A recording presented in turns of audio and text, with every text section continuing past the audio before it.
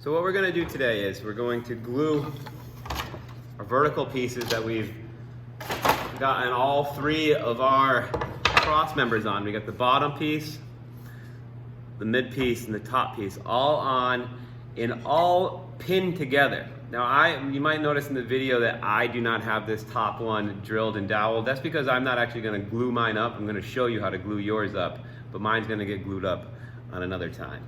Okay?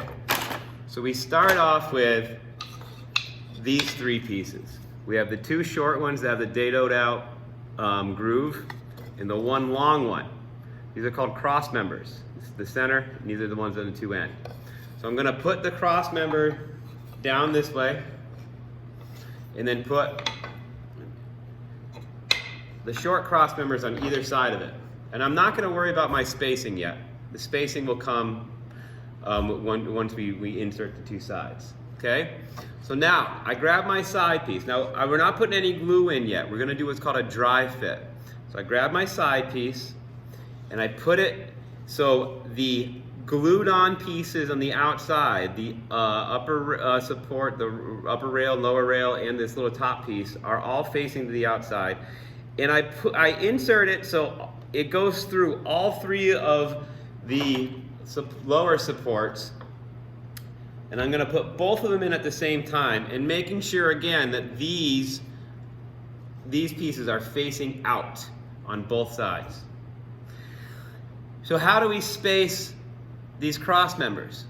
Well, first I'm going to center the middle cross member underneath both of my main posts, my vertical post, as best as I can.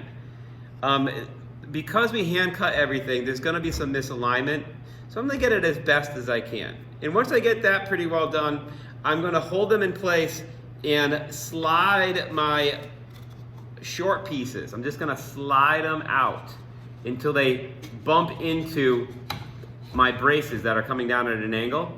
And they're just going to smack into the braces. They're going to hit the braces. Now this is again, I'm going to have to readjust everything once I do this. Now, there's going to be some misalignment issues, like I said, and try to just kind of split the difference when there is. Oops. There's quite a bit of misalignment on these two particular pieces. So this one's on this side of the, on my side of the centerpiece, but this one's on this side of the centerpiece. So if I can just kind of split the difference there, I'm all set.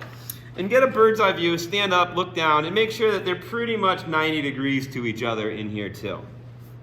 Okay? Once I have them in this position, what you want to do is take a pencil and make a mark on my A-frame pieces.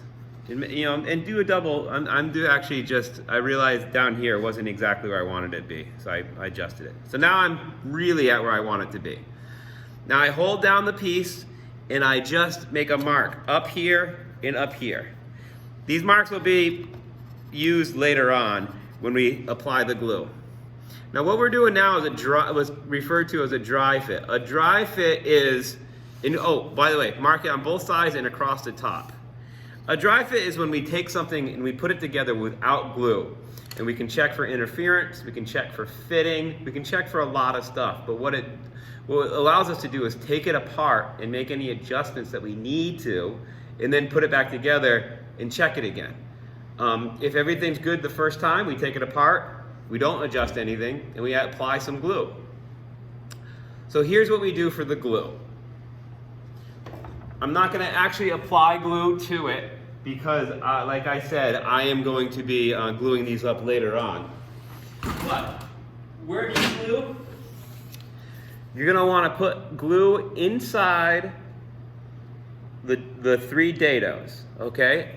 A drop, a little bit more. If a little squeezes out, it's not too bad. You might want to get a wet paper towel or wet rag or old sock or something like that to wipe it up. Again, we're not finishing these, so it's not wicked important, but I just don't want to see glue marks falling down. And then we go back to our spots where we marked where it fit into the lower pieces. And inside that little rectangle that we marked there, just put a little bit of glue there too. And you could do it on the back side also. It's probably not a bad idea to do the back side of it where it comes out. But as long as we have it here and on the bottom, some of it's going to squeeze and go around the back side. And plus there's enough slop in here that you might be touching the front and not the back anyways. So once you put the glue on these surfaces and inside the dados, you carefully drop it back into place. And then we move our pieces of wood so they're back inside the little spaces that we drew before.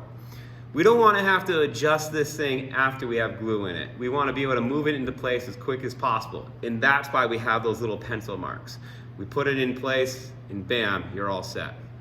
Now what happens if this thing is leaning one way or the other? Okay, this one's not too bad. Let me actually put this one in to show you what a bad one looks like. This one was pretty bad. It really, really leans. See that? See how much it leans? And I'm gonna do it to the computer first and then I'll do it to the screen over here. So people watching this video later, just wait a minute. What do you do if it leans like this? There's no real way, I didn't provide you with a clamp. There's no clamps in here that can clamp at a 45-degree angle especially. So what can you do? Well, I gave you the strut, right? The strut has a 45-degree angle on both sides. This thing, when it's vertical, almost all of the force is going straight down. There's very little force pushing side to side.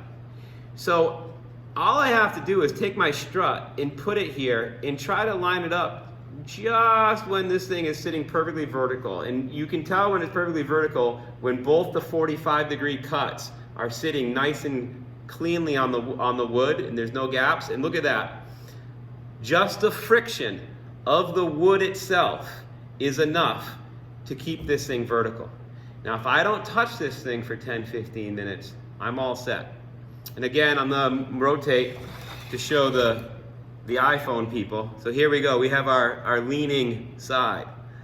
Once I have the glue in and everything's all set, what I can do is I can take it and I can make it go vertical, and I'm going to just align the strut so that it is just touching. And there shouldn't be a gap along the surface of the strut in the vertical piece, in the surface of the strut, in this horizontal piece down here. If you notice, that's held up perfectly vertical, and there's no tape, there's no clamps, there's nothing. It's just this little piece leaning against it, and then the friction between the surface of this piece of wood and the strut, and the friction between the vertical post and the strut is enough. Because there's so little force knocking this back and forth. 99% of the force going on right here is vertical, up and down. So right now, gravity's pushing down. There's a little bit of an imbalance force pushing this way, but the friction alone is enough to hold it in place. Now, if you're finding that friction alone is not enough, what you can do is you can take a little piece of tape and just gently put that down like that. A little piece of tape holds it in place. And now you're just in a waiting game for 15-20 minutes for the glue to set enough that we're not scared to put the second one in. Okay? Second one goes in just like the first one. You want to line it up. You want to move it into place so that these are all fitting well. And in all honesty, when you glue in the first one, it's probably a good idea to put the other piece in just so that we know that these don't go off at some crazy angle. So even though I'm only gluing this one in, I'm not putting any glue into this side at all. I am just gonna let it rest in here. That way I can kind of gauge what angle these things are at. It helps prevent them being off at such a bad angle that this thing is gonna be tough to reassemble later on. Okay?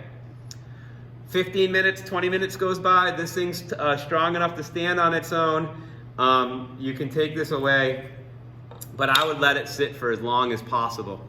You know, it would actually, if you have the choice, if I was you, I would do one side, put the little strut there, and then walk away for an hour, and then come back and do the other one. Okay? But, so there.